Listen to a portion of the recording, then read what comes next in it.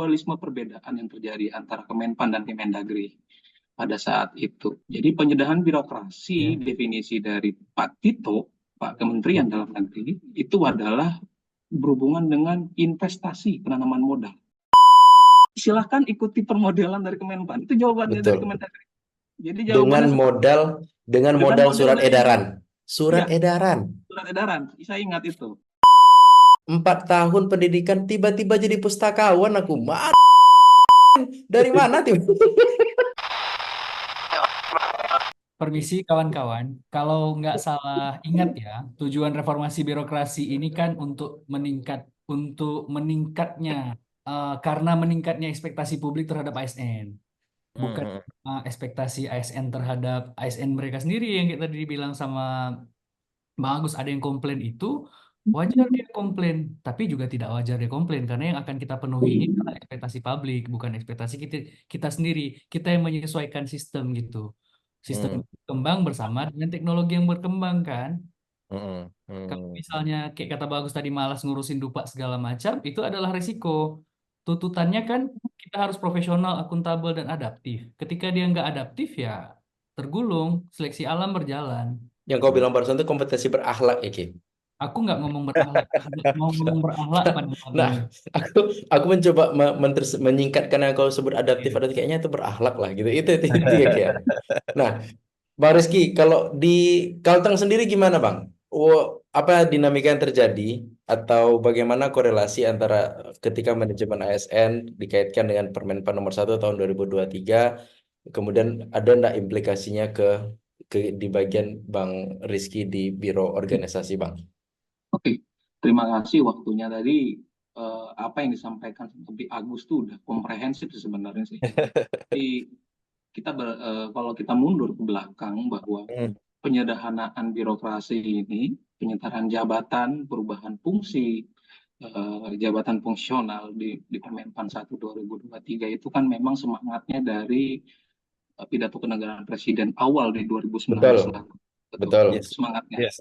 Hanya saja ada dualisme perbedaan, saya agak mundur ke belakang, ada dualisme perbedaan yang terjadi antara Kemenpan dan Kemendagri pada saat itu. Jadi penyedahan birokrasi, definisi dari Pak Tito, Pak Kementerian Dalam Negeri, itu adalah berhubungan dengan investasi penanaman modal. Ih, bagus sekali, Yes. Ki. Cocok kali kita, Ki. Stop di situ. Ya. Kemendagri stopnya di situ. Ayo Pak Tito nih. Rim, go ahead, bro. Yang kedua adalah Itu nanti bagian itu dipotong di TikTok, taruh nanti. Yang kedua adalah dari Kementerian Pendayaan Gunaan Aparatur Negara, Pak Cahaya Kumala. Cahyo almarhum. Nah ya, jadi definisi beliau ternyata lebih luas, yaitu adalah seluruh perangkat daerah. Nah itu yang jadi sebenarnya kami perangkat di pemerintah daerah itu, kami bagian organisasi sepakatnya memang adalah sesuai dengan arahan pidato sebelumnya, yaitu penanaman modal, investasi, dan perizinan, stop. Jadi penyederhanaan yang disederhanakan itu adalah urusan pelayanan publik yang langsung berhubungan terkait dengan perizinan, penanaman modal, dan investasi. Bukan ke seluruh perangkat daerahnya seperti itu. Jadi awalnya kami sudah mendesain, bahkan Kemendagri kami dari Kalteng, kabupaten kota sudah jadi percontohan. Kami bikin desain dinas-dinas mana yang sudah kena. Tidak semua. Dan akhirnya yang dikeluarkan memang adalah permodelan Menpan, ada surat permodelan Menpan yang disusun oleh Kementerian Pendayaan Gunaan Aparatur Negara, dan itu menjadi acuan. Jadi sepertinya, kalau saya runtutkan ceritanya, Kementerian Dalam Negeri bertanya ke Menpan, bagaimana nih permodelan pindahan birokrasinya. Jadi Kemenpan menyusun permodelan, ada surat edarannya. Nah, di dalam surat permodelan itu dijawablah oleh Menpan ke Kemendagri. Lalu Kemendagri akibat yang harusnya melakukan permodelan itu, yang permodelan menjadi birokrasi, tapi karena memang saya kurang mungkin bisa disunting, ada kepentingan politik di dalamnya, dan seperti itu mungkin model Kemenpan itu lebih disetujui dibanding Kementerian Dalam Negeri. Ya, good. Ada surat edaran dari Kementerian Dalam Negeri ke pemerintah daerah untuk menyatakan silahkan ikuti permodelan dari Kemenpan. Itu jawabannya dari Kemendagri. Jadi dengan modal surat edaran. Surat edaran. Surat edaran, saya ingat itu.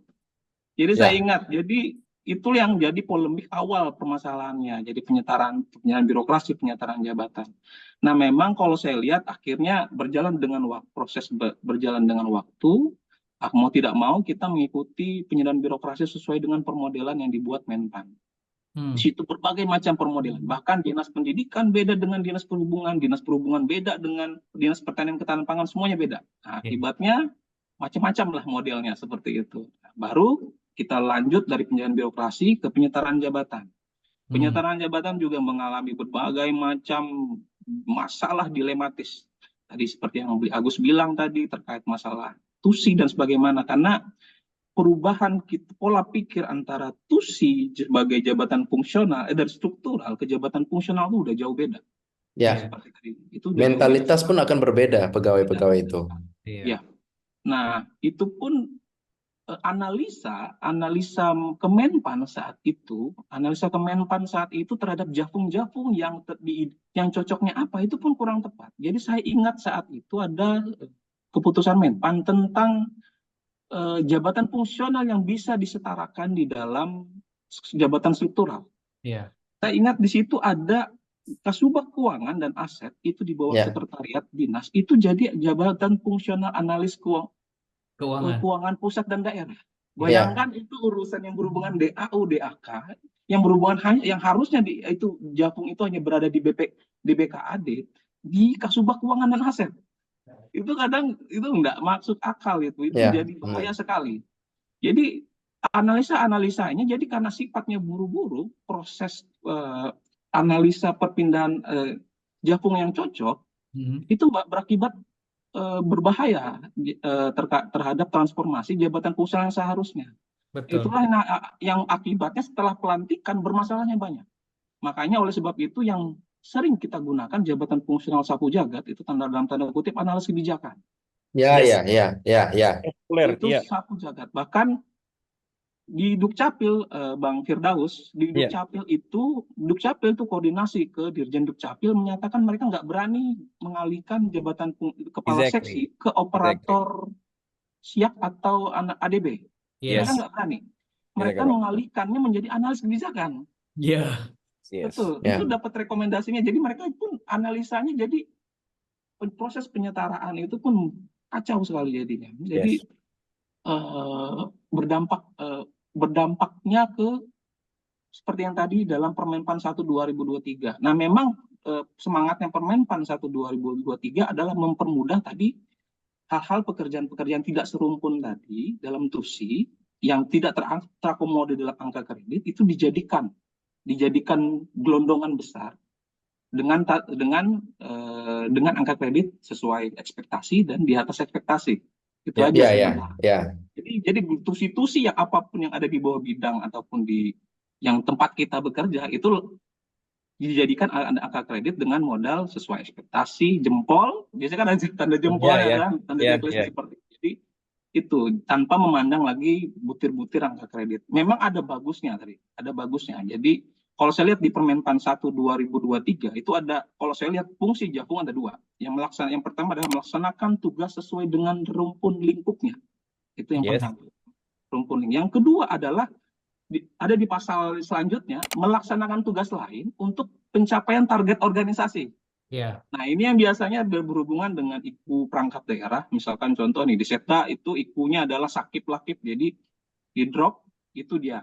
Nah, jadi ada dua garis besar fungsi Jafung dalam Permenpan 1 2023 tadi. Nah, terkait masalah Permenpan 1 2003 ini memang ada dilematisnya seperti itu. Tadi seperti dijelaskan oleh Bli Agus, memang secara komprehensif kita tidak terbiasa melakukan sesuatu tanpa panduan. Nah, panduan di Permenpan 1 2023 itu hanya dia menjelaskan rumpun lingkupnya, tidak Ya, menjelaskan apa yang kita harus kerjakan. bagus Dari sekali.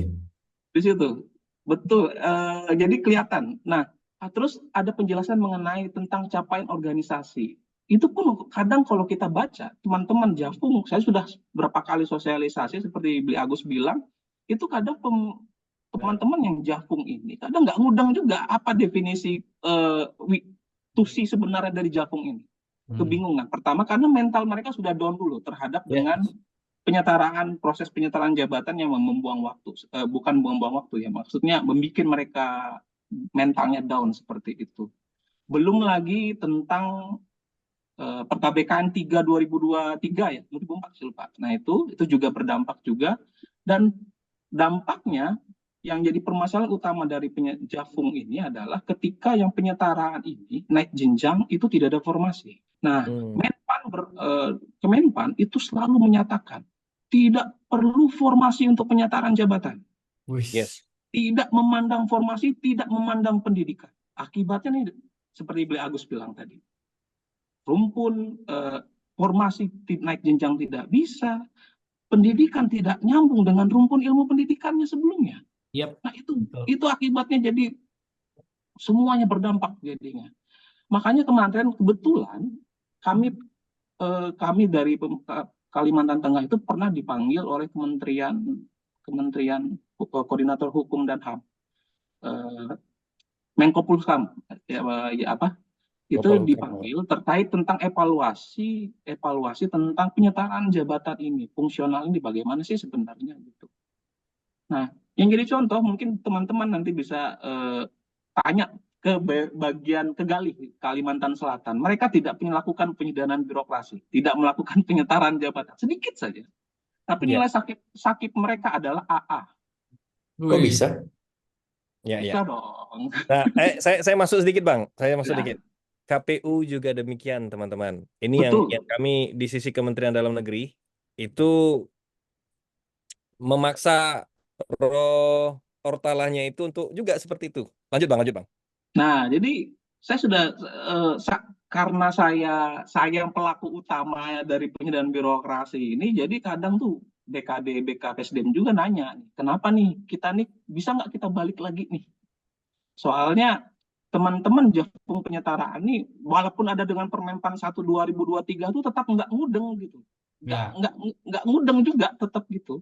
Walaupun karena di Permenpan 1 2023 itu sudah mempermudah sebenarnya. Apapun yang kita kerjakan tuh jadi angka kredit dengan tanda kutip baik, sangat baik, sudah itu cukup saja. Tetapi apapun yang mereka lakukan dengan kondisi, dengan bahasa status mereka sebagai jabatan fungsional itu sudah menghilangkan semangat mereka untuk bekerja. Karena pertama apa? Kehilangan kemampuan sebagai kemampuan manajerial nih. Karena statusnya dia pelaksana, sejajar dengan pelaksana.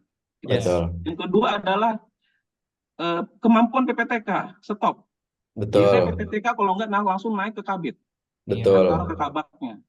Yang ketiga adalah aset-aset yang berhubungan dengan motor dinas, kendaraan, itu kan nggak terpakai lagi jadinya. Karena itu kehilangan hal-hal yang menjadi yang didapatnya sebelumnya, itu pun akhirnya sudah hilang seperti itu. Jadi kita berat sekali merubah budaya yang dari orde lama, orde baru itu menjadi jabatan fungsional itu berat sekali. Dan sistem kerja yang sistem kerja yang kita gaungkan itu sudah belum jalan sama sekali bahkan. Sistem kerja, mau pokja, tim kerja, bentuk neskuat, apapun sebutannya itu tidak akan berdampak sama sekali. Tetap disposisi kabak turun langsung, kita koordinat, kita bagi. Tetap ujung-ujungnya seperti itu. Itu perubahan budaya yang memang kita lakukan itu pun tidak bisa. Makanya Kalsel dan kabupaten yang lain di wilayah Kalimantan Selatan itu mereka sudah sepakat, bahkan melawan. Makanya Kalimantan Selatan, saya jadi contoh, saya bilang Kalimantan Selatan itu tidak melakukan penyederhanaan birokrasi, sedikit sekali. Tetapi kok bisa nilai RB dan sakitnya AA? RB situ. Karena setelah saya cek nilai reformasi birokrasi dari nilai reformasi, indikator nilai reformasi dari penyederhanaan birokrasi dan penyetaran jabatan dan sistem kerja itu sedikit, tidak berdampak besar. Nilainya poinnya cuma berapa? Kecil. Nah, yang utama itu adalah merit system, indeks profesional ASN, itu besar di situ. Tetapi kalau penyederhanaan birokrasi itu cuma berapa? Cuma 2 sekian seperti itu. Ini informasi ini harus didengar sama Ortala Dagri nih. Sudah. Kami sudah curhat waktu rapat koordinasi kepegawaian dan organisasi sekalimantan. Jadi kemarin dari Biro Ortala udah kebetulan jadi narasumber, ini udah curhatan semua permasalahan terjadi seperti itu. Jadi memang jabatan fungsional di sini memang kita kalau kita lihat disampaikan dari Kementerian Dalam Negeri, jabatan fungsionalnya kan akan menjadi profesionalitas. Dia bisa agile kemana kesana kemari dengan bentuk tim atau squad. Itu masa depan yang seharusnya seperti itu. Iya, Jadi idealnya. dengan adanya Japung ini, dia sifatnya kalau tidak salah waktu itu dari Kemendagri jelaskan sistem kerja itu mengadopsi dari perusahaan Spotify. Jadi dia mengumpulkan profesional-profesional dibentuk dalam bentuk satu tim atau squad. Jadi itu squadnya bisa berpindah ke sana kemari. Nah, budaya yang seperti itu tidak terbiasa kita nih di Iya, iya. daerah. Karena yang sifatnya yang dari zaman dahulu kita sifatnya hierarkis, itu kita berubah memang berat sekali. Ditambah lagi dengan Permenpan 1 2023 yang sebenarnya mudah, tapi karena memang sudah tidak terfokus lagi teman-teman Jafung ini untuk bekerja, jadi udah aja apa yang dikerjain itu pun sudah aja, ya udah biar aja lah gitu-gitu. Jadi semacam kayak semangatnya udah hilang gitu, udah menurun, udah down gitu. Tapi memang saya ada memberikan semangat buat teman-teman Jafung. Makanya kemarin itu saya keliling ke seluruh perangkat daerah untuk membuka formasi instansi, membuka formasi mereka. Jadi saya langsung keliling ke seluruh perangkat daerah, saya sampaikan coba buka koneksi ke instansi pembina. Misalkan contoh untuk arsiparis berarti ke Andri, ke penerjemah ke Setkap, ke ADB operator ke Kemendagri, penata perizinan itu di Dirjen Atwil ya, Kemendagri ya. Analis SDM aparatur di BKN, silakan buka formasinya. Jadi karena saya adalah yang pelaku utama dari penjelasan birokrasi dan penyetaran jabatan, mau tidak mau saya akan saya lanjutkan karena memang sudah menjadi arahan presiden seperti itu. Walaupun ada bias di dalam terjemahannya ya. Iya, ada bias di dalamnya gitu. Bahkan dari Kementerian Politik Hukum dan HAM bilang kita tidak bisa mundur lagi, ya. Katanya. Jadi kita tidak bisa mundur lagi dengan kondisi ini. Mau tidak mau kita tetap harus jalan ke depan seperti itu. Jadi mau tidak mau dengan adanya Permenpan 1 2003, semuanya kita harus sesuaikan dengan tusinya, apa yang menjadi tusinya dari bidang itu bisa kita kerjakan, yang menjadi angka kredit, meskipun diklat sebagaimana itu tidak masuk lagi, tidak terhitung angka kreditnya. Itu resikonya, ya mau tidak mau seperti itu. Jadi apa ya Ki, menarik seperti yang aku sampaikan. Kalau aku boleh tadi meng-highlight beberapa yang aku highlight tadi, pertama adalah aku sependapat dengan kau Ki, bahwa aku masih ingat pidato presiden itu untuk menyederhanakan birokrasi yang kaitannya dengan memudahkan investasi. Entah kenapa pada saat itu Kemenpan ya menerjemahkan seluruh penyederhanaan birokrasi itu pada seluruh lini pemerintahan. Akhirnya semuanya berdampak. Nah, itu yang kita ternyata berada pada benang merah yang sama. Itu yang kedua, yang menarik tadi yang aku highlight dari Rizky Firdaus ya, adalah ternyata niatan dikumpulkannya fungsional ini kan diambil dari yang kau bilang tadi ya, Spotify itu kan diambil dari contoh Spotify itu, di mana dikumpulkan profesional. Cuman yang mungkin luput dari analisa itu adalah yang dikumpulkan orang Spotify itu orang-orang profesional. Dia lupa pegawai itu seperti apa. Iya. Proporsional. Nah, jadi memang aku nggak tahu ya, ini karena kita semua adalah bagian dari yang terdampak ini, terutama aku, Rizky, dan Agus ya, yang kami berada di daerah. Kalau kau kan Us sama Soki kan di Menara Gading nih ya. Firdaus fungsional enggak? Fungsional Pak, malah lebih gila dari klien-klien. Peranata komputer. Cocoknya berempat kalian ngobrolnya, karena aku udah fungsional, aku memfungsionalkan orang. Oh iya, nah jadi bayangkan ya, selama 4 tahun mukul lonceng Asep nih ha, tiba-tiba dia jadi peranata komputer. Kan sakit Bang Layang dibikinnya gara-gara itu. Sama dengan aku beli Agus, 4 tahun pendidikan tiba-tiba jadi pustakawan. Dari mana tiba? Nanti aku tit kan itu. Tit. KPI Kemocengnya ada, dipegang. kemocengnya ada nggak? Kemocengnya ada. Nah, jadi kan Kemoceng ada nggak pakai pen buku? kemoceng tidak, tapi pembatas buku ada nih kalau mau. Nah, Menarik, menarik. bagaimana sebelum nanti masuk ke ke Asep ya, aku pengen coba kalau di kawan-kawan, aku coba ke Beli Agus dulu. Tadi ke Rizky sudah, ke Beli Agus. Beli, ketika kau dari dulu sampai sekarang di BKPSDM dan kemudian terjadilah perubahan kalau boleh kita katakan besar-besaran seperti ini, yang terjadi di Riau adalah orang-orang yang biasanya jadi pejabat struktural tiba-tiba berubah jadi fungsional, itu sakit kepala semua tuh Beli. Semuanya mencari dalam tanda petik how to save me agar tetap bisa menjadi pejabat struktural, karena stigma, aku nggak tahu kalau di Bali seperti apa ya, tapi stigmanya adalah kurang begitu populer jabatan fungsional compare to dibandingkan dengan pejabat struktural. Nah, di Bali seperti apa? Apakah itu terjadi juga, dan apa yang teman-teman lakukan pada saat dinamika itu terjadi, Beli? Oke, jadi saat ini sebenarnya di Bali itu fungsional itu tidak seperti pandangan yang dianaktirikan, enggak. Saat ini malahan banyak pejabat pelaksana. Kan kalau di provinsi kan hanya eselon 4-nya saja yang ditransformasi ya. Eselon 3 hanya beberapa OPD sesuai dengan model formulasi yang dibuat oleh Menpan. Nah, jadi malahan saat ini banyak sekali para pejabat administrator eselon 3, tanda petik nih, mau pensiun pindah ke fungsional. Betul. Memperpanjang pakai sepatu gitu loh. Dan tidak ada sih, kalau saat ini sih nggak ada ya yang menjudge bahwa fungsional ini bukan jabatan yang spesial, enggak. Apalagi kan sekarang fungsional tunjangan sudah setara nih dengan pejabat administrasi. Terus jadi ketua tim lagi kan yang kemarin ditransformasi kan, jadi ibaratnya kewenangannya masih ada gitu, walaupun tidak dalam pengelolaan keuangan. Nah, tapi saat ini malahan banyak sekali yang ingin beralih ke jabatan fungsional, JPT ke utama. Harusnya pensiun 60 jadi pensiun 65. Itu juga Kalau JPT ke utama ya Beli, itu kan dalam rangka memperpanjang tokennya masing-masing tuh. Iya. Ya kan? Dan itu kan Saya nggak bilang gitu ya.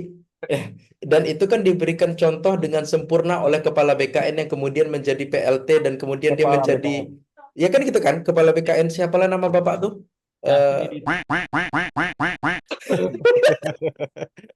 Bagian itu Ya. kita foto nanti. Ya. Oke, terus. Ya, ini kan dia kan itu yang terjadi kan, Cok.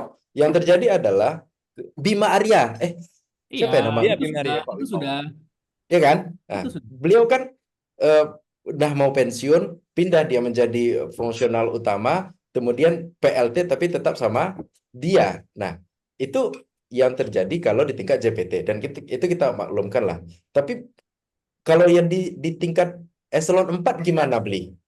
Yang di tingkat eselon 4 banyak enggak resistensi yang muncul? Aku nak mau lah difungsionalkan dan segala macam. Malah ada yang kayak gini, ada yang kan ada seperti Kasubag umum, itu kan tidak difungsionalkan tuh. Malah mereka ada yang beberapa pengen ke fungsional malah. Melihat rekan-rekan, tanggung jawabnya kecil, penghasilannya sama, Ya. gitu jadinya. Dan Penghasilan yang positif kan? karirnya pun mereka dari muda bisa ke madya. Kalau Kasubag umum belum tentu jadi Ya, kabar. belum tentu promosi ya. Iya, seperti itu. Jadi karirnya lebih jelas nih. Fungsional lebih jelas karir lu. Tapi tidak juga menutup kemungkinan ada juga beberapa yang pejabat hasil penyetaraan itu dia ingin kabur gitu. Aduh, dari misalnya dia pengawas nih ke eselon ke JF muda. Pengen cepet-cepet nih ke eselon 3 gitu. Karena ingin meninggalkan fungsional ini karena dia udah takut duluan gitu. Seperti apa karirnya dia, takut dia mentok. Ada juga yang seperti itu, cuman ya off the record aja gitu. Jadi kalau semangatnya yang ditransformasi, saya lihat malahan seperti rekan-rekan analis kebijakan, mereka malahan betul-betul ada misalnya pelatihan apa, mereka ikut gitu. Walaupun itu biaya mandiri, mereka malahan siap tuh bayar untuk meningkatkan kualitas mereka. Gitu. Nah, jadi menurut hemat saya juga dari manajemen ASN itu yang paling harus dikuatkan itu adalah di sisi pengembangan kompetensi gitu. Itu Nah, yang harus betul-betul. Ya belum disanggung sama Bang Firdaus, saya singgung duluan. Karena udah iya. jam 10 malam. Udah jam 10 di sana pemirsa. Nah, jadi gitu. Jadi Hmm, hmm. pengembangan kompetensi. Jadi kalau biasanya saat ini kan orang tuh pasti dia fokusnya ke pengembangan karir ya. Belum apa-apa dia udah berpikir karir saya harus naik jabatan nih. Saya udah ditransformasi ke fungsional, saya harus bisa naik jabatan nih. Jadi mereka udah berpikir ke sana, padahal mereka belum memantaskan diri, udah pantas belum Nah, Anda nah, duduk di jabatan yang tingkat lebih tinggi. Seperti apa sih? Kalau kita lihat kan saat ini tuh untuk pengembangan kompetensi atau diklat-diklat teknis untuk JF itu sepertinya ya, kalau saya lihat kacamata oke. saya itu belum semuanya siap gitu instansi pembina. Mereka Ya, ya. masih fokus ke uji kompetensi untuk kenaikan jenjang, uji kompetensi untuk perpindahan jabatan, untuk mengisi ilmu atau mengisi Ya, keterampilan dari masing-masing kedalamannya JF itu, yang iya. tentu iya, itu yang saya belum lihat. Misalnya di kepegawaian saya tanya, udah ada belum untuk apa namanya itu? Untuk diklat-diklat teknis. Saat ini sih saya belum lihat ya ada. Yang ada tuh paling edaran pelaksanaan uji kompetensi gitu. Nah, itu Iya. baru sampai situ saya lihat itu untuk Iya, karir padahal untuk kalau dari pengembangan sisi kompetensi. peluang anggarannya mereka melakukan diklat-diklat se-Indonesia itu kan luar biasa. Iya, Waktu itu iya, saya iya. bercandain aja